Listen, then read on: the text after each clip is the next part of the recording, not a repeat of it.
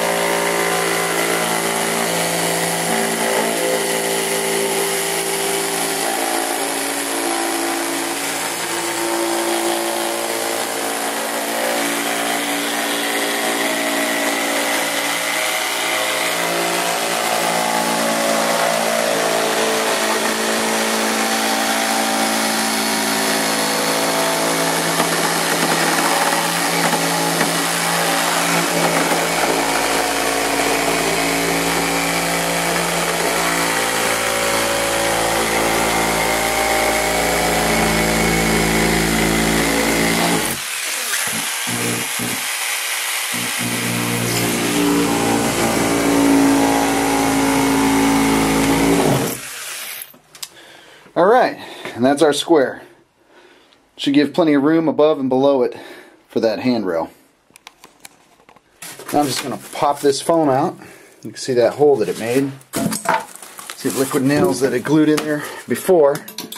It's going to be more of a challenge to pop this piece out. I'm going to have to get something to pry in there. Something like a screwdriver. Pop that piece out. Sometimes it don't want to come out easy because you got all that liquid nails in behind there. Hold it in. Come on. Come on out of there. Come on out of there. You can do it. Come on. Pop out. Anyways, you can see how fun this is. And that whole piece is coming out. And that's where we're going to attach that bar. Up in under there. This piece should come out nicely. It's nice. And I don't want to get rid of the stuff on the bottom because all of that is really nice. You know, it's like really nice decoration. We don't want that wall to be flat. And then we got these pieces here.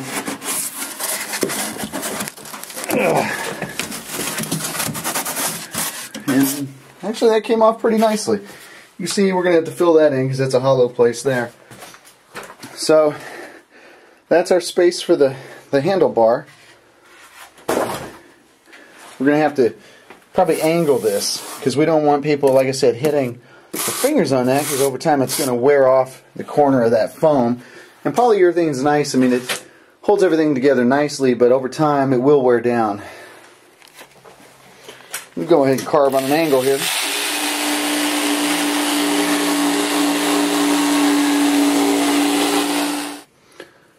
So now we're just going to mark where we want this handrail. There's one end. The other end is going to be down there.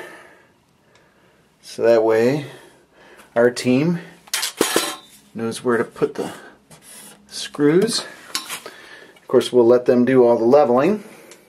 It gives a nice approximate of where it should go. And you can see, like I was saying, it's like a smooth transition up and over and around, and it gives like a good 6 inches above and a good 6 inches below this handrail, so nobody's hand will be getting caught anymore on this handrail. Yes, it breaks my heart to cut out all that foam, and our gorilla, his head has been cut off, so we're gonna have to move him, either move him up, move him over here, but he will no longer be holding the toilet paper roll. Oh well. I'm sure there's worse things that's happened to gorillas in their lives than not being able to hold somebody's toilet paper. As you can see here on my sketch, I want this tree to be indented quite a bit going up, and it's kind of like, this is all one solid tree, but it's like, this is like a rounded edge here, and it dips in and then it dips back around and out, so there's like a almost like a negative space or a hole in this groove. I want the same thing to happen here, so basically I'm going to carve that area out because it would take too long to drill out. So I just kind of like sketch out where I want to carve it there, and then I'm going to start just carving away.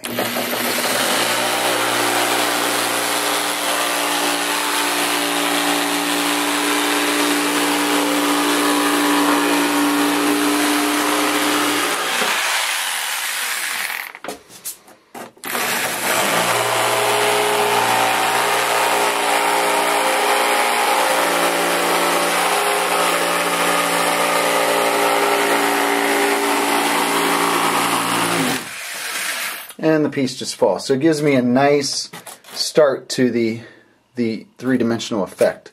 I think I could push it further. You always want to push it as far as you can get it. It's going up here, so I'm going to do some...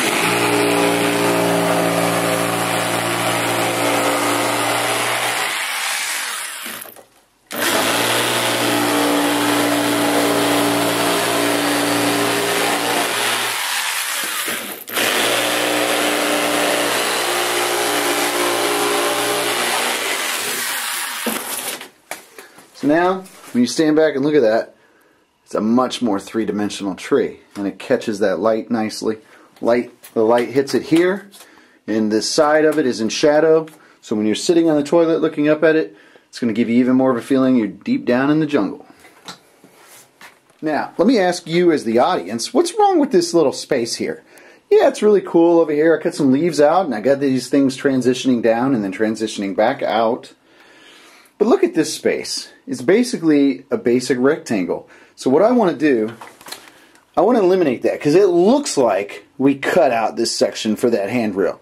I don't want that. I want it to come up, and possibly I'm going to cut all the way over to the tree just to really create some dimension between this area and this tree that's popping way out. So it's going to give even more of a three-dimensional feel. Also give a tiny bit more room for your elbows as you're walking around the corner, getting into the bathroom. Now, I've cut out that piece, so it's a nice different shape. It kind of butts up against the tree, so that tree is going to be twice as thick looking there. And then up here you see the tree that we had just carved the middle out of. I want it to look a little bit thicker as well, so I'm going to carve on an angle to show more of the side of that tree.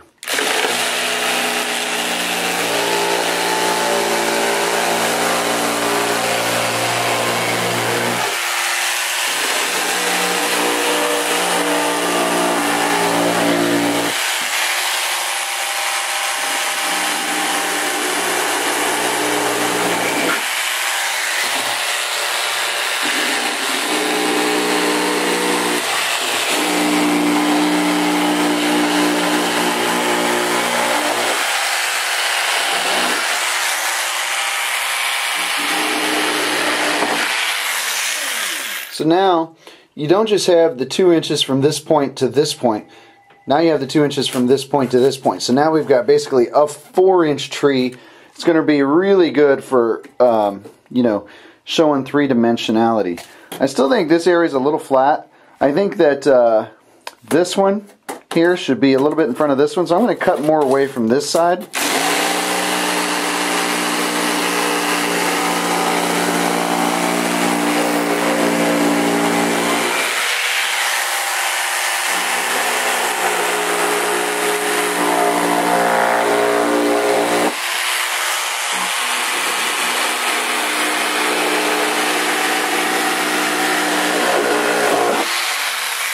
Now look at that. That is very dynamic.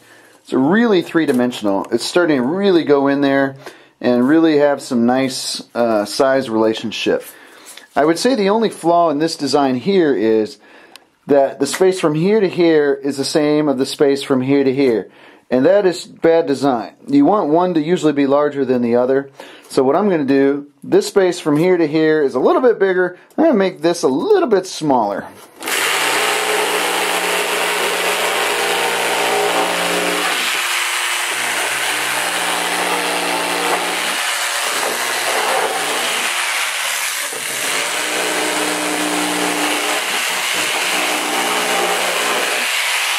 There we go. We really got some interesting shapes going on now. It's really capturing the light as it's coming down. Obviously this needs to be a little bit more rounded.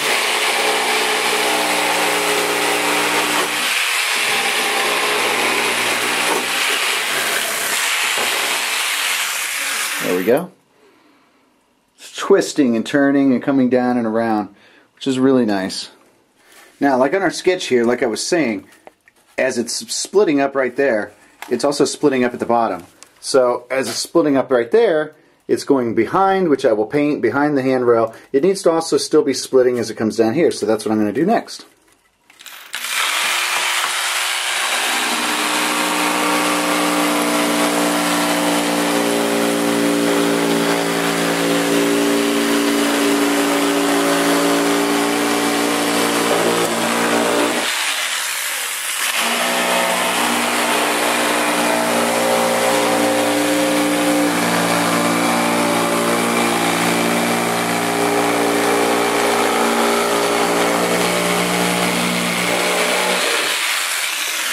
There we go. And for those of you that were paying attention, you'll notice how wide I made this one on the left and how skinny I made this one on the right. That's good design. You have one, there's 3 parts to design. One is dominant, that's the large part. Then you have the second one, which is subdominant, that's the second part.